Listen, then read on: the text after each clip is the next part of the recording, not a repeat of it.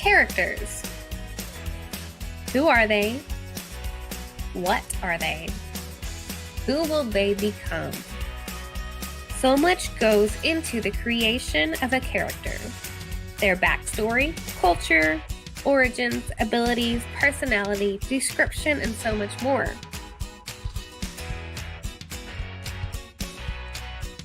As a reader, we only get a glimpse of what truly goes into the development of each character.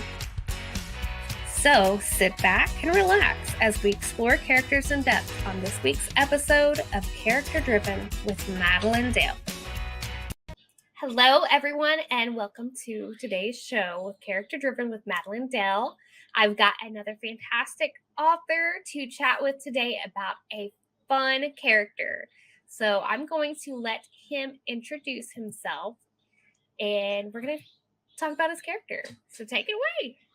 Well, hello, everybody. My name is Lyman Rate. I am an author. I am the author of The Wizard's War, which is the first book of the Beacon series, which just debuted this last month.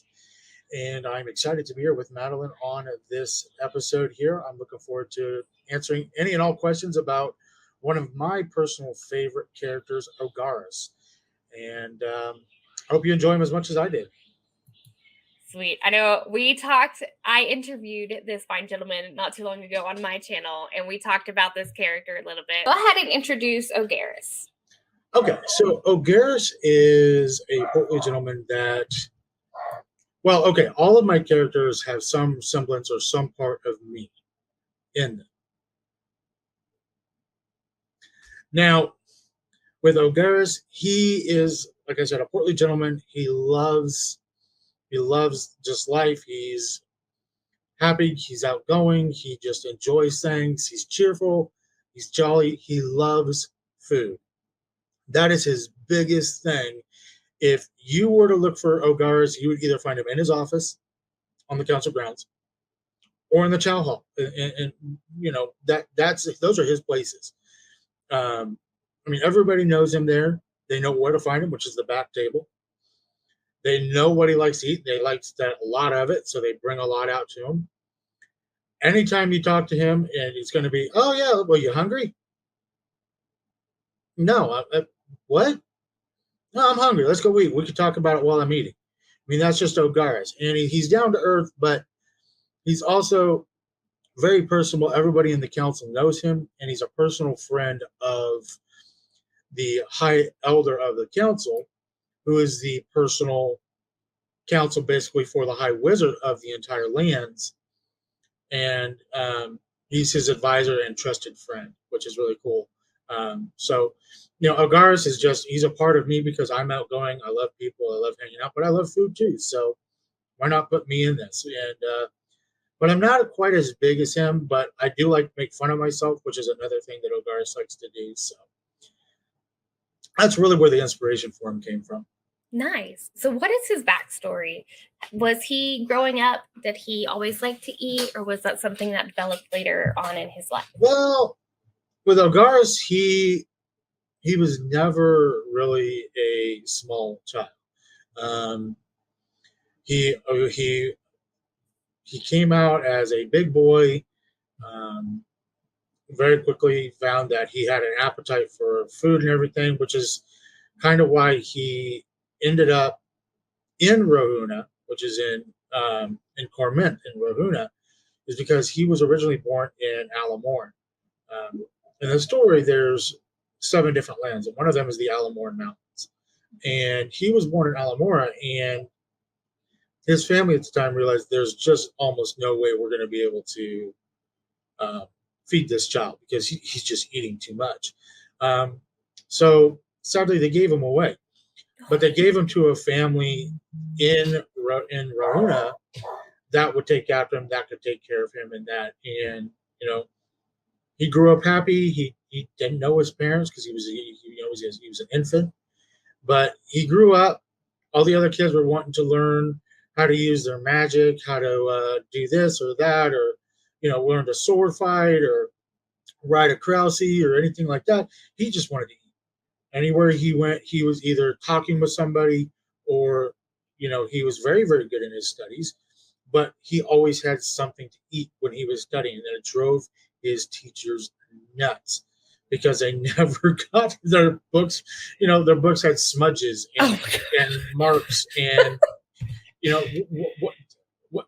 Oh, Garis, what is this? Oh, that's chocolate. oh What? God. Or just or some crumbs. Very, very common for him to have crumbs in his books, or under his desk, or in his bed even, because he would just constantly Oh. eat. But he gained his weight, but then it's like he got to a certain weight, he didn't gain any more after that. You would think with that much eating, that he Mhm. would just balloon to this very giant, large man, and he is a big man, but he can carry himself to a degree. But he's huffing and puffing, and he's doing that stuff. But he just loves to eat. I don't know how he puts it away. I wish I knew. Because yeah, even when I was writing his character, I was like, man, you eat a lot. I mean, even I don't eat that much, but you eat a lot. Because he was always there. Almost every scene that he was in some form in that scene, he was in the chow. That's crazy. And it's crazy that he doesn't gain any more weight. It's kind of impressive. I would like to have that I would talent love to have myself. that. Because then I could Not just as big, eat and eat. just to be able to eat and have a metabolism that can absorb whatever you're eating. I mean, granted, I don't want to be as big as he is and then get to that point. I'd be a little bit skinnier and be able to do that, and then everybody would be jealous. Yes. Because I would love that. I mean, especially Same. as a female and like the way Man. our society is about everything. It's Skinny is better. No, it's not. No. So him switching families, did that have an impact on his personality or anything? Was that traumatic in any way for him? I think it did, because I think that when he he really didn't know his family, so his biological family, so he really kind of um, the only family he really knew, and they never even talked about he was being adopted, but he just knew, um, and I think that made him more outgoing because he was afraid, to a degree, that maybe he was going to be given away again as a child. So he really kind of made himself personable and outgoing, and everybody loved him. And they did he did everything he could to make them want him around.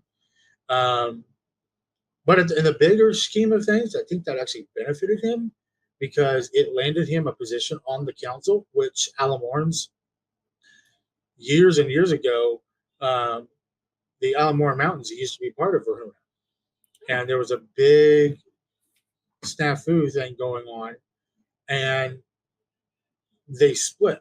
People who disagreed with some stuff that the council was doing split and moved to the mountain range and renamed it the Alamore Mountains. And he has been made an honorary council member of Verona, which, if he goes back to the Alamore and Mountains, he would probably be executed for that, because to them it's treason. Here's an Alamore that's now on the Ruined Council, and that's just absolutely unheard of. But I think subconsciously it actually pushed him to be a better person, to be more outgoing, because I mean that's a difficult thing to deal with. I mean, one, you eat a lot, and that's not going to be something that most families could endure if they have a lot of mouths to feed. No matter what family it is, especially in the medieval times. And so I think that fear was always in his mind that I could be gotten rid of. Um, but I think he tried to make up for it for being more personable. And I think it worked. That is crazy. And it's in a way that's also kind of hurts my heart that he has that fear. But of course, yeah. It helped build his character up. Does he change any from the beginning, like his introduction in the story toward the end? Not really. I mean, Ogaris is Ogaris. He's an adult. He's pretty much made in his ways. He takes a real big shining. He's very, very uncle-like to Basilier's daughters. Mhm. Um, he's helped them; they've helped him. They're going to help him again a couple different times. Um, but he's also the voice of reason. Oh, When that's good. the three daughters are very hot-headed, Oh. Rahonan women are in control. Mhm. They are the high authority on anything and everything. They have final say. They just let the men do all the government stuff because it's boring as all heck to them, and they'd rather do other stuff. But they, it's like, no, I am not dealing with all the politics, and no, you guys can deal with that. Just let us know if you need our help. I I can mean, feel that. they, they sit on the council, so all three daughters are on the council, and they all have, of course, their say. But their dad and Ogars are really the reasoning voices on the council. Like, I know that if Mai and Avme had their way, yeah, I don't really want to know what it would be like if they had their way, because Mai is the most hot-headed of them all. She hates men. Mhm.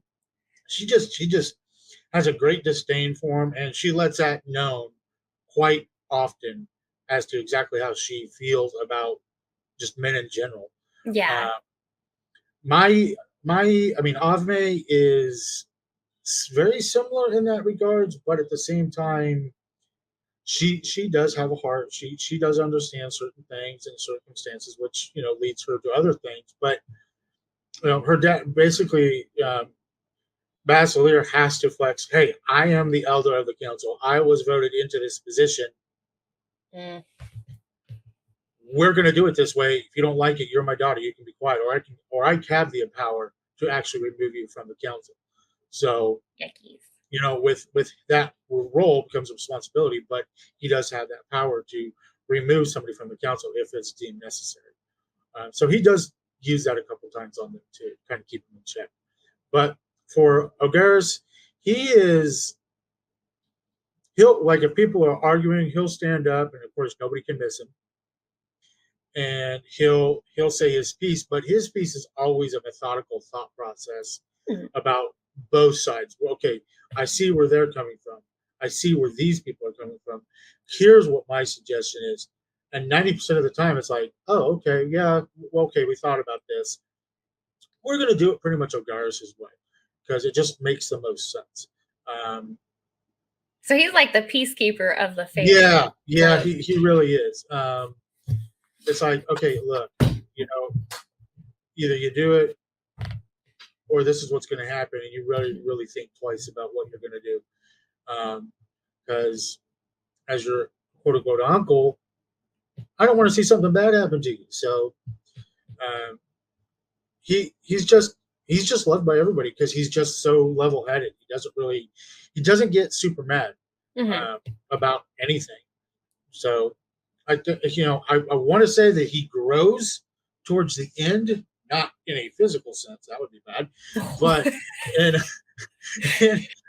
he doesn't really grow in person or in Mhm. character because he's pretty much where he's going to be. He's got experience under his belt. He's got food under his belt. He's got Mhm. knowledge under his belt, but he's very level headed. Yeah.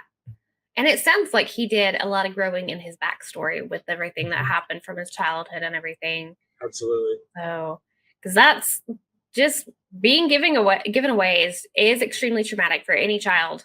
I'm like fiction. Yes, this is fiction, thankfully, but like it's still you have to put those realistic factors in there, Absolutely. and even creating them in this world, you're going to have them affected by it, and just Right. it's fascinating that these kind of characters come to existence from like just our brains. Oh, it is. It's really fascinating, creating characters, and I try to create my characters with the ability to grow and adapt.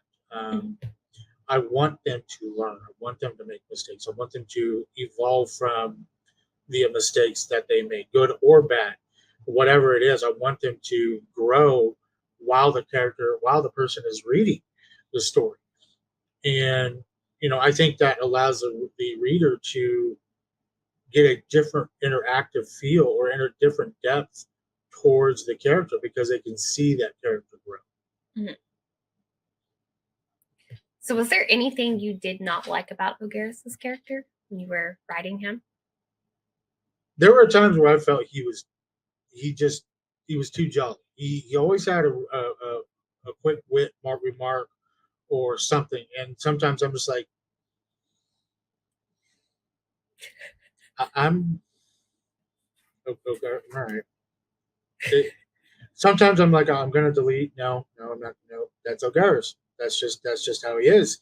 Um, I'm gonna leave it as much as I don't want to leave it because this is a tense moment, and then here he comes,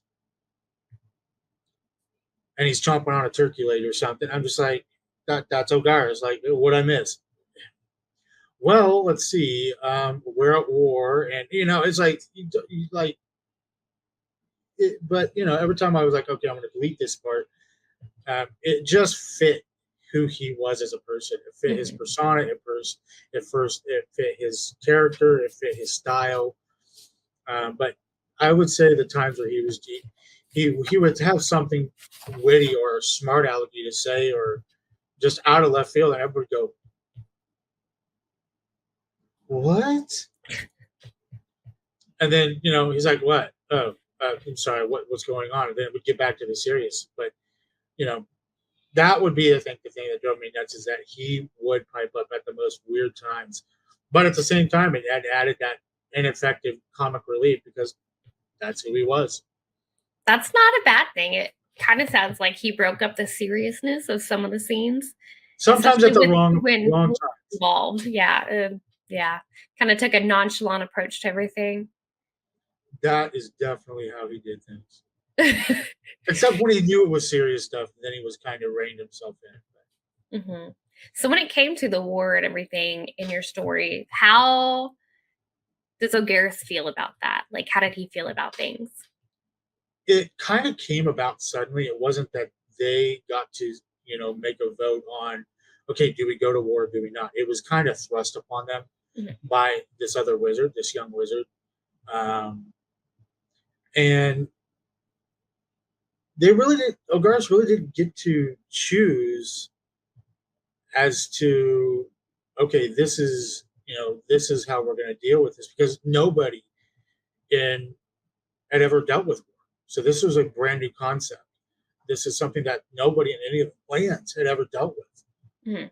And so Argaris was more on the hesitant side of things because he wasn't sure where things were going to go. And then we had the main character show up, and Ogaris took a liking to him right away, and then found out he was going to become a messenger and stuff like that. Got worried, because Ogaris cares about people, and you know, and then when Harsan came to him with concerns about where his parents were, where his dad was, because they hadn't returned back from Alamora, um, he took it upon himself to contact the sisters and reach out for his favor. Uh, and I think he knew that the war could be bad, but at the same time, he was just the type of person that he didn't want people to really see it. He knew from the reports that were coming in from the front lines that war is bad. There's never a good thing, and it's horrible when you lose somebody or a unit or a beast or a creature or anybody. But it's an unfortunate inevitability when it comes to war. People are going to die. It's a given. Um, but he was very stoic about it. He always put on a brave face. He put on a strong face, and when the council was like, I don't think we should be sending blah blah blah, and he again, voice of reason. If we don't, this is what could happen. But if we do, this could also allow us to do this, this, and that. Here's what I suggest we do, and it was worrisome. I mean, everybody in the lands was worried about this war because it was an unknown thing for them. But Ogaris, I think, handled it probably the best because he did everything in his power not to show it. because everybody around him, really, if you think about it, they look up to him. I mean, Yeah. he's everybody gravitates towards him, no pun intended, but he's a jolly guy. He's a big guy. You can't miss him. He always has a word for somebody. He always has something he can tell you, good, wise, or the other. And people seeked out his advice. The last person you want is the person you're going to, and they're worrying about, the logistics of the war, how bad it's going or how good it's going. He was very, very poker faced on that. Just like, hey, da da da, I'm gonna be my jolly normal self, but in the background, I'm worrying about things. So, with him being kind of the voice of reason and everything, did he ever have a moment that almost pushed him to his breaking point, that challenged him so much on everything that he almost couldn't help others? Ogar's, I really think that his upbringing, being bullied for his weight, bullied for the amount that he was always eating, being chided and made fun of because, all the other kids were learning, how to use a sword or use their magic in that.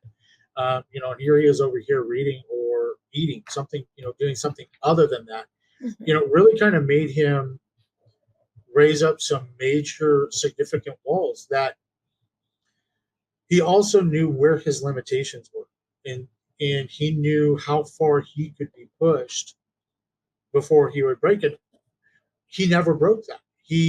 Now there was a couple times he did get really mad, but not to a level that he would lash out or strike somebody or do anything, because when he was a child, he did that one time and he got severely punished for that. And I think that stuck with him. I think that stuck that, if I retaliate, regardless if it's my fault or not, I lose. And he has built himself around that thought. And I have to be stronger. I have to be bigger. I have to be tougher, mentally, not physically, but mentally. And that's going to allow me to beat my opponent. And, but he has a very soft side to him. He is very understanding. He's very concerned about things. He's caring. And, but everything for him really is just, he's a very, very difficult character to actually reach through those walls with.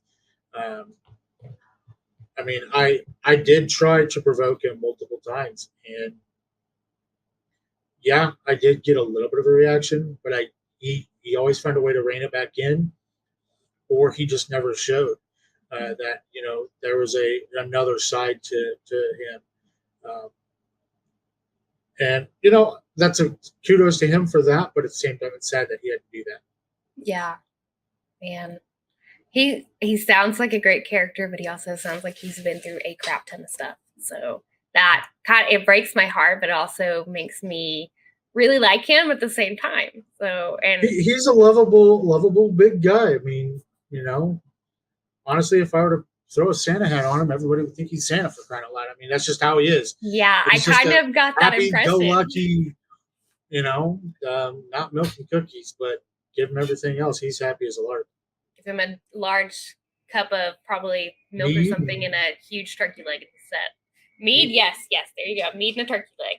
Yeah, and kids won't want to be around him, so he's good. Well, go ahead and tell our viewers where they can find you and your work, Corey. Sure. So my books can be found on Amazon. Wizard's War, first book of the Beacon series, is out right now. For Kindle, it is 99 cents, so you can get the ebook pretty cheap. I am also on Facebook, Lyman's World of Words. I am there as well, and it's a public group, so everybody is welcome to join. There's no requirements or anything. The more, the merrier. I'm actually going to be doing a reading here in a couple days, probably with the book. I haven't decided exact when, but when I do, that'll be announced on the Lyman's World of Words. And I am working on getting a TikTok up for my book, as well as for myself as an author, and Haven't got it that launched yet, but still working on it here. So you can look for me there. It'll be author Lyman Rate on TikTok. And I have my website, lymanrate.com. You can always contact me there, find my books and everything there as well. So a couple different ways to reach out. I haven't done Instagram yet or any of the other fun ones that everybody does, but I'm working on it. It's just a matter of time. Awesome. Now, well, Lyman, That's why thank I you love him. so much for being on Character Driven today. It was such my a pleasure. Yes. Thank you so much for having me, Madilynn, and thank you all for having me here as well.